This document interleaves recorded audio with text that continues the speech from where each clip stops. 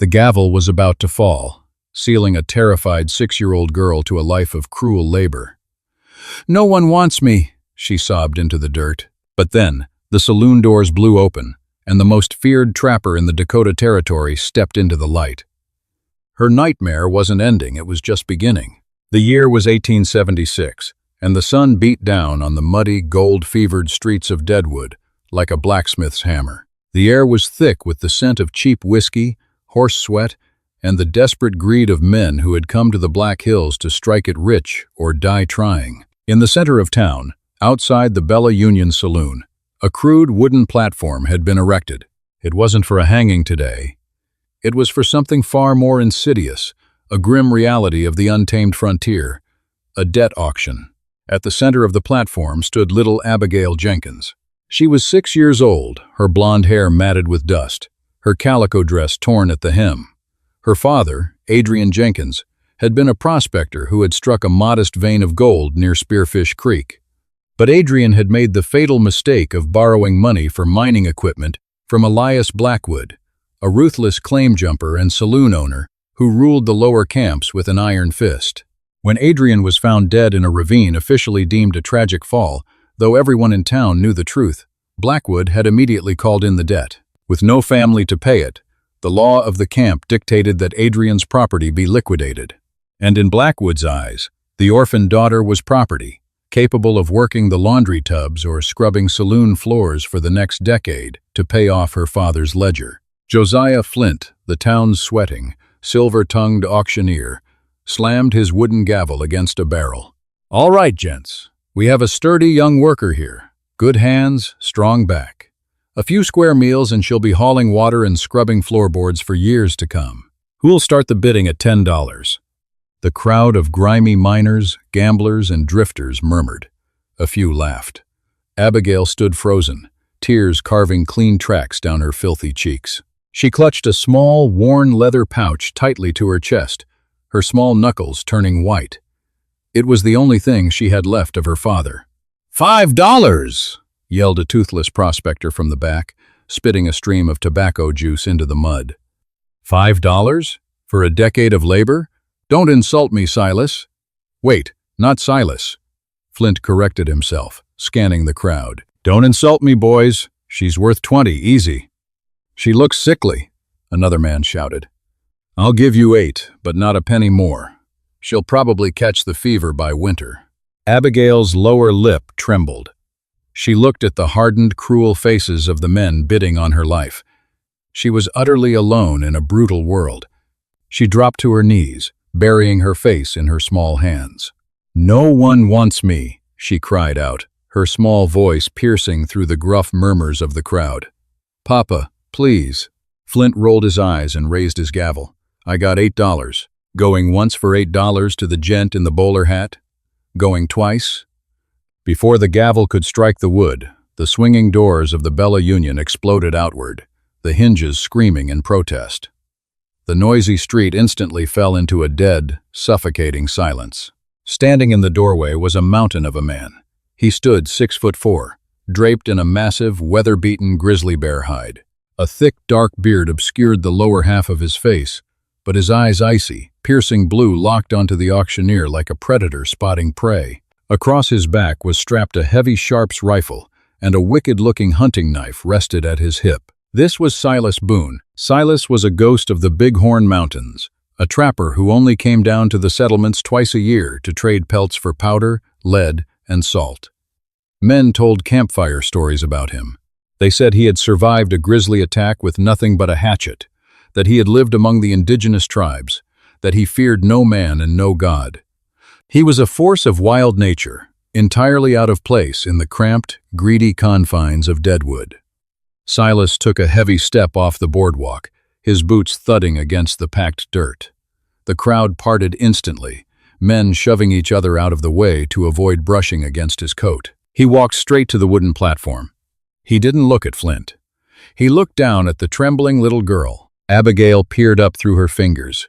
The man looked terrifying, like a monster from the stories her father used to tell her about the deep woods. But when Silas looked at her, his icy eyes softened for a fraction of a second. The bidding is closed, Silas rumbled.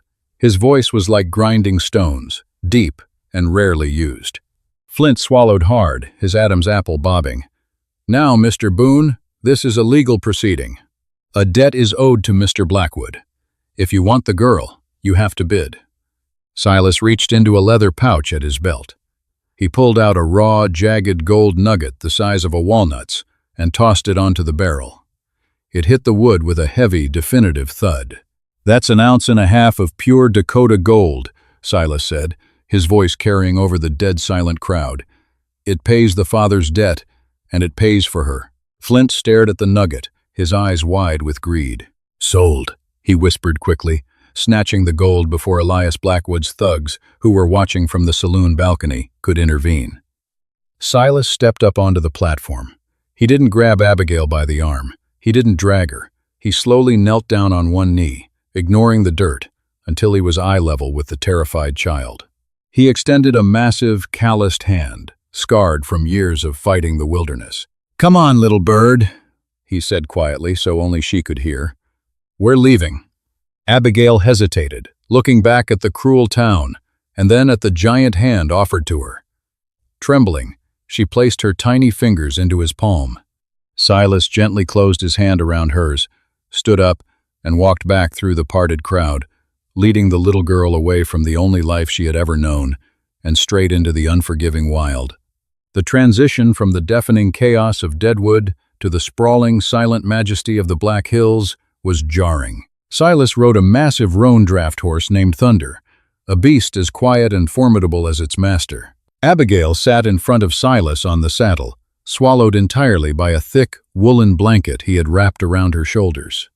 For the first few hours, she didn't say a single word. She simply stared straight ahead, her small hand still clutching the leather pouch to her chest, her mind numb with shock and grief. As they climbed higher in elevation, leaving the muddy mining camps behind, the air grew crisp and thin, scented with the sharp fragrance of ponderosa pine and damp earth. The sun began to dip behind the jagged peaks, casting long purple shadows across the canyons. Silas was acutely aware of the fragile cargo he was carrying. He was a man who knew how to skin a buck in 10 minutes and how to survive a blizzard in a snow cave, but he knew absolutely nothing about children. Yet, he hadn't bought her out of random pity. Years ago, before the gold fever ruined the hills, Adrian Jenkins had found Silas burning with fever on the edge of the Spearfish River. Adrian had dragged the massive mountain man to his camp and nursed him back to health. Silas owed Adrian his life. When he had come into town to trade and saw Adrian's daughter on that auction block, the debt had been called due in his own mind. They made camp near a small, babbling tributary. Silas lifted Abigail down from the horse, his massive hands surprisingly gentle. He set her on a mossy log near where he planned to build the fire. "Stay there," he grunted. Abigail nodded, pulling her knees to her chest. She watched in silent fascination as Silas struck flint and steel, coaxing a flame into existence with dry pine needles. Soon, a warm fire crackled, pushing back the encroaching chill of the mountain night. Silas pulled a blackened tin pot from his saddlebags, filled it with river water, and set it over the flames, tossing in a handful of dried beans and strips of salted venison. The smell of the food made Abigail's stomach growl loudly. She blushed, looking down at her dirt-stained boots. Silas poured the stew into a tin cup and handed it to her, along with a carved wooden spoon. "Eat," he commanded softly. Abigail took the cup. The warmth seeped into her freezing hands. She took a bite, and the rich, salty broth was the best thing she had tasted in weeks. She ate ravenously, scraping the bottom of the cup. Silas watched her from across the fire, smoking a carved wooden pipe. "You have a name, little bird?" "Abigail," she whispered, her voice hoarse from crying earlier that day. "Abigail Jenkins." "I know who your father was, Abigail," Silas said, the smoke curling around his bearded face. "He was a good man, a decent man in a country that kills decent men." Abigail's eyes welled with tears again. She looked down at the leather pouch she had refused to let go of. Slowly, trusting the firelight and the strange, quiet giant across from her, she opened the drawstring. "Papa told me to hide this," she said, her voice shaking. He said if anything ever happened to him, I shouldn't let Mr. Blackwood find it. He said it was our future. Silas frowned. He set his pipe down and leaned forward. What is it? Abigail pulled out a folded piece of heavy parchment, along with a handful of rough, heavy stones that gleamed dully in the firelight. They weren't just nuggets, they were high-grade quartz laced with thick, pure veins of gold. But it was the parchment that caught Silas's eye. He reached out, and Abigail handed it to him. Silas unfolded it. It was a formal assayer's report and a filed land deed, stamped by the territorial government in Yankton. It wasn't for the small, played-out claim Adrian had been working. It was for a massive, hidden vein of gold deep in the limestone caves to the west, a strike so rich it could buy half the territory. And the deed was in Abigail's name. Suddenly, the pieces fell into place in Silas's mind. Elias Blackwood hadn't killed Adrian Jenkins over a few dollars of debt for mining equipment. Blackwood had somehow found out about the mother lode. He had killed Adrian to get the map and the deed, but Adrian had slipped it to his daughter before he died. Blackwood had put Abigail on the auction block not to sell her, but to legally take possession of her as her guardian, and thereby take legal control of her property. Silas's unexpected intervention hadn't just saved a child. It had completely derailed the richest land theft in the history of the Dakota Territory. Silas looked up from the paper, his eyes narrowing into dangerous slits. The quiet night suddenly felt incredibly loud. The snap of a twig in the distance wasn't just a deer anymore. "Abigail," Silas said, his voice dropping an octave, losing its gentle edge and taking on the cold, hard steel of a warrior preparing for a fight. "Did anyone see you take this from your father?" "One of Mr. Blackwood's men," she whispered, terrified by the sudden shift in his demeanor. "The man with the scar on his cheek. He chased me, but I hid under the floorboards." Silas cursed softly under his breath. The man with the scar was Silas's old enemy, a vicious gun-for-hire named Kincaid. If Kincaid knew the girl had the deed, they weren't just being hunted, they were already being tracked. Silas stood up, kicking dirt over the fire to extinguish it instantly, plunging them into darkness. "Why did you do that?" Abigail gasped, the fear returning. "Because, little bird," Silas said, lifting her effortlessly with one arm and grabbing his rifle with the other. "We aren't alone on this mountain anymore, and we need to ride."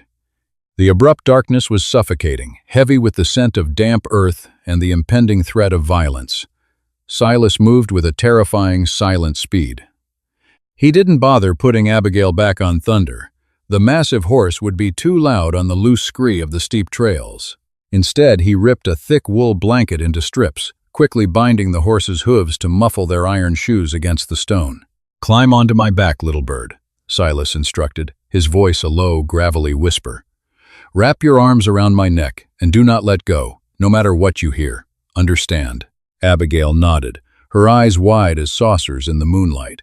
She scrambled up his massive frame, burying her face into the collar of his thick, grisly coat. Silas grabbed Thunder's reins in one hand and his heavy Sharps rifle in the other, moving off the main trail and plunging directly into the dense, unforgiving brush of the incline. For hours they climbed, the temperature plummeted, and a biting wind began to howl through the canyons, masking the sound of their ascent, but slicing right through Abigail's thin calico dress. Silas felt her shivering against his back. He didn't stop, but he adjusted his coat to cover her more fully. He was reading the mountain like an open book. Every snapped twig, every disturbed patch of moss told him a story. And the story right now was that they were being outflanked. Elias Blackwood hadn't sent mere thugs. He had sent Kincaid. Kincaid was a former Army scout, a man who had left his humanity on the battlefields of the Civil War. He tracked not by sight, but by instinct and cruelty. As they reached a narrow switchback known as Dead Man's Drop, a precarious ledge with a straight plunge into a black abyss on one side and a sheer rock face on the other, Silas suddenly threw his hand up. Thunder stopped instantly, freezing like a statue. Silas lowered Abigail gently to the ground, pushing her behind a cluster of jagged boulders. "Don't make a sound," he breathed. The night was deadly quiet. Then, the distinct, metallic click of a revolver hammer being cocked echoed off the canyon walls. "Nowhere to run up here, Boone," a voice slithered from the shadows ahead. It was Kincaid. "Leave the girl and the paper, and maybe I'll let you walk away with your scalp." Silas didn't waste breath on a reply. He knew Kincaid was lying. Dead men couldn't testify. In a flash of motion that defied his massive size, Silas lunged to his right, just as a muzzle flash erupted in the darkness. The crack of the gunshot was deafening. The bullet grazed Silas's left shoulder, tearing through leather and flesh. But the mountain man didn't even flinch. He brought the Sharp's rifle up to his hip and fired blindly into the brush where the flash had originated. The heavy, .50 caliber slug tore through a pine tree, and a man screamed as he tumbled out of the branches, crashing onto the rocks below. It wasn't Kincaid. It was a hired gun named Jeb. "Kill him!" Kincaid roared from a new position. 3 more men emerged from the shadows, firing wildly. Bullets chipped the stone around Silas. He dropped the single-shot rifle. There was no time to reload and drew his hunting knife and a heavy Colt revolver from his belt. He charged directly into the line of fire, a roaring, unstoppable force of nature. Abigail covered her ears, weeping silently in the dark. She heard the terrible sounds of the skirmish, the heavy thuds of fists against bone, the desperate shouts of men realizing they had cornered a grizzly instead of a lamb, and the sickening sound of Silas's knife finding its mark. It was brutal, chaotic, and over in less than 2 minutes. When the gun smoke cleared, carried away by the freezing wind, silence reclaimed the mountain. "Mr. Silas?" Abigail whimpered into the dark. A massive silhouette limped toward her. Silas dropped to one knee, breathing heavily. Blood was dripping steadily down his left arm, pooling on the rocks beneath him. He sheathed his bloody knife and reached out with his good arm, gently touching her head. "I'm here, little bird. I'm right here." "You're bleeding," she sobbed, seeing the dark stain spreading across his coat. "It's just a scratch," Silas lied, his voice tighter than before. He looked back at the switchback. Kincaid had fled, realizing his men were slaughtered, and his ambush had failed. But Kincaid would return, and next time he would bring Blackwood and the rest of the saloon's private army. "We can't stay here," Silas grunted, forcing himself to his feet. Every movement sent a wave of blinding pain through his chest. The bullet had done more damage than he let on. It was lodged deep near his collarbone. "There's a place. A valley over the next ridge. We have to make it before dawn." Abigail didn't ask to be carried this time. Seeing the giant man wounded gave her a sudden, desperate surge of bravery. She grabbed his huge, bloodied hand with her tiny fingers. "I can walk, Mr. Silas. I promise." Silas looked down at the 6-year-old girl, amazed by the iron will buried beneath her fragile exterior. Adrian Jenkins had raised a fighter. "All right, Abigail." We walked together. The sun was just beginning to bleed, a pale, bruised purple over the eastern peaks when they finally crested the ridge. Silas was stumbling, leaning heavily against Thunder's flank. His face was ash-white, his breathing shallow and ragged. Abigail was exhausted, her legs numb with cold, but she held on to the horse's reins, leading them forward as Silas directed her with weak nods. Nestled in a hidden, bowl-shaped valley below them sat a sturdy log cabin.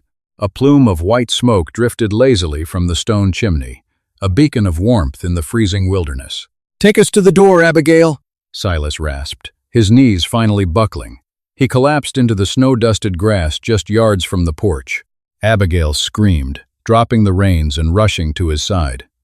She pushed with all her might, trying to roll him over, but he was too heavy. In a panic, she ran to the heavy oak door and pounded on it with both fists. "Help! Please, somebody, help us."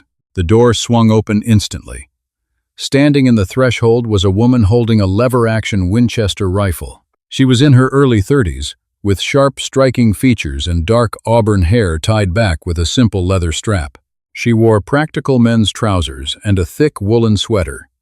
This was Jacqueline Lawson. She had come west to build a homestead with her husband, and when he died of the fever 5 years ago, she had refused to leave, carving out a solitary, fiercely independent life on the mountain. Jacqueline lowered the rifle the moment she saw the sobbing child. Then, her eyes darted to the massive, bloody form lying in her yard. The color drained from her face. "Silas," she breathed. She dropped the rifle and ran to him, sliding into the dirt beside him. She pressed her hands against the wound on his shoulder, her eyes wide with a mixture of terror and a deep, agonizing affection.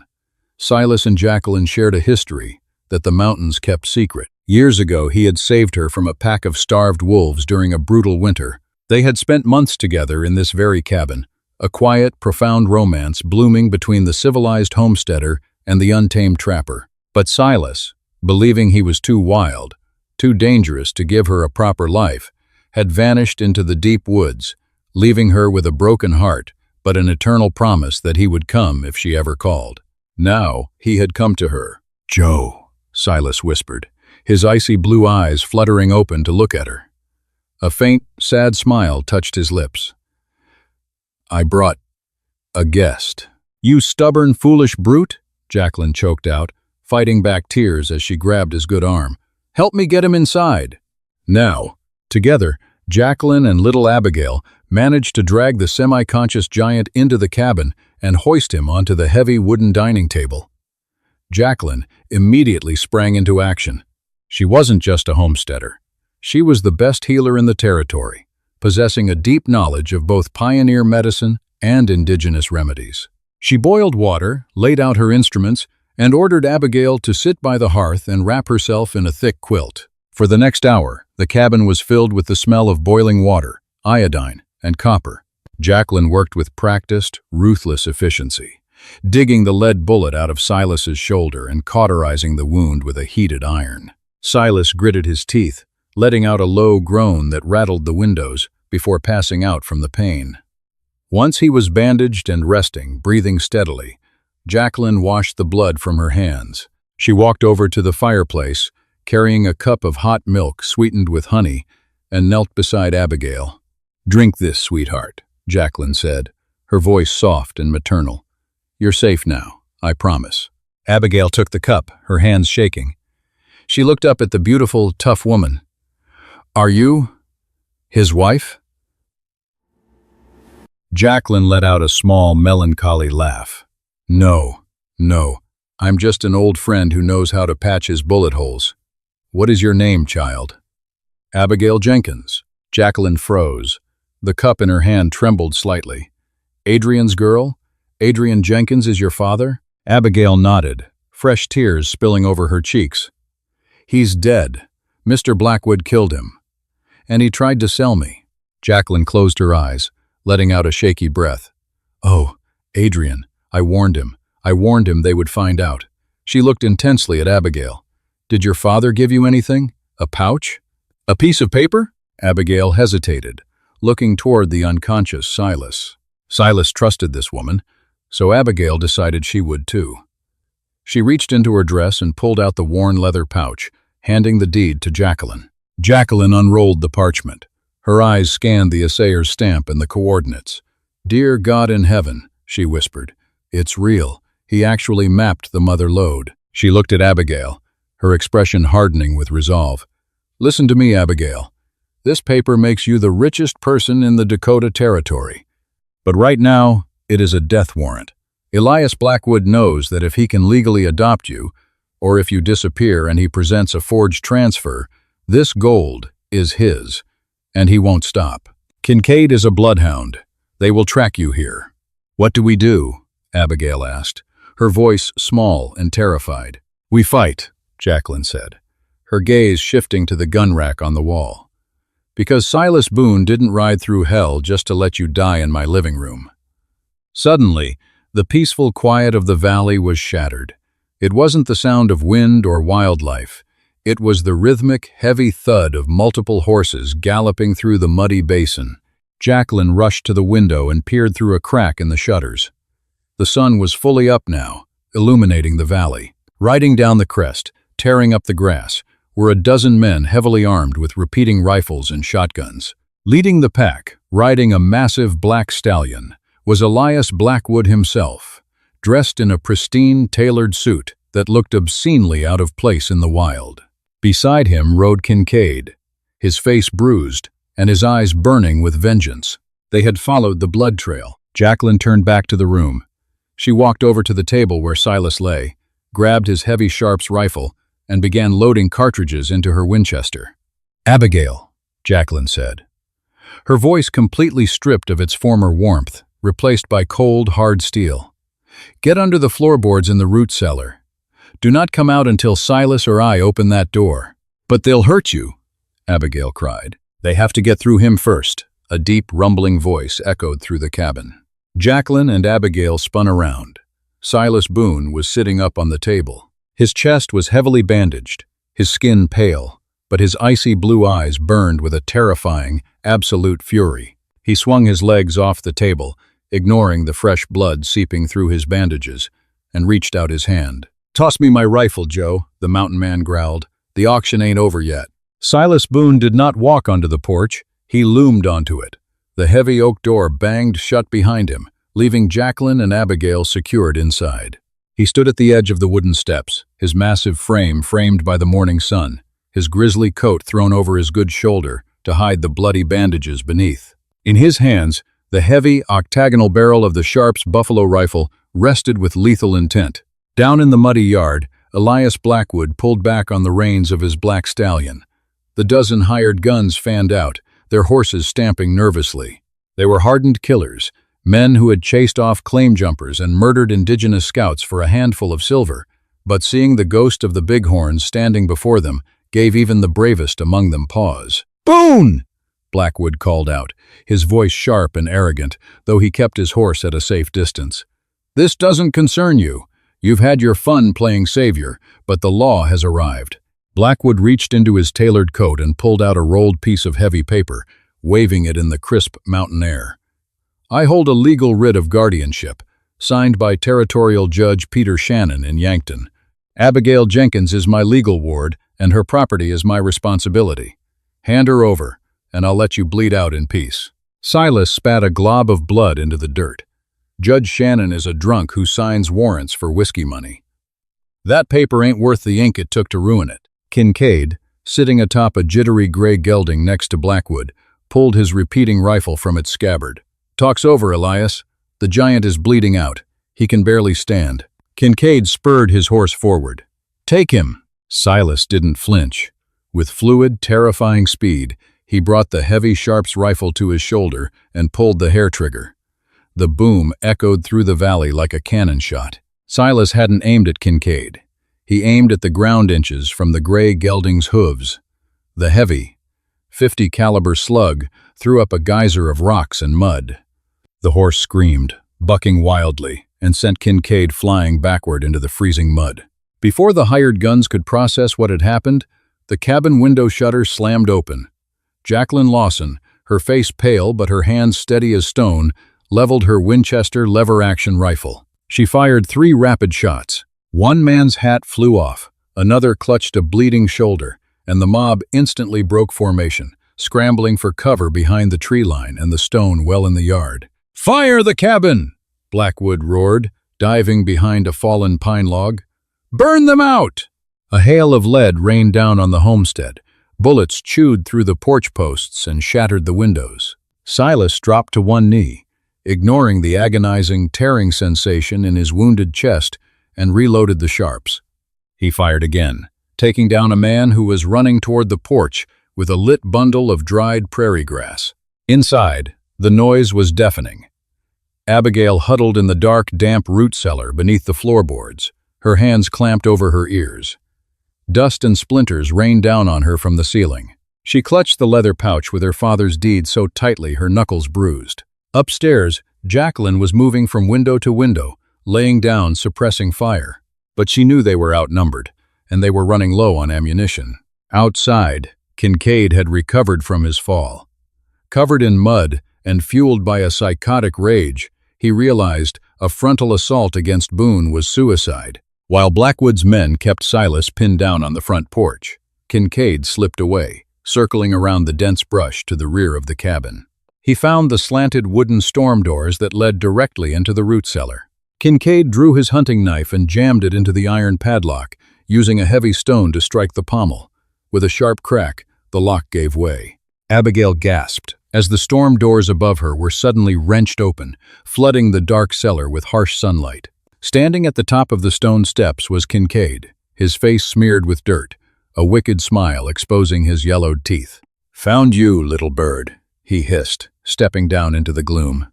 Abigail screamed, a piercing, terrified sound that cut through the gunfire outside. Upstairs, Jacqueline heard the scream.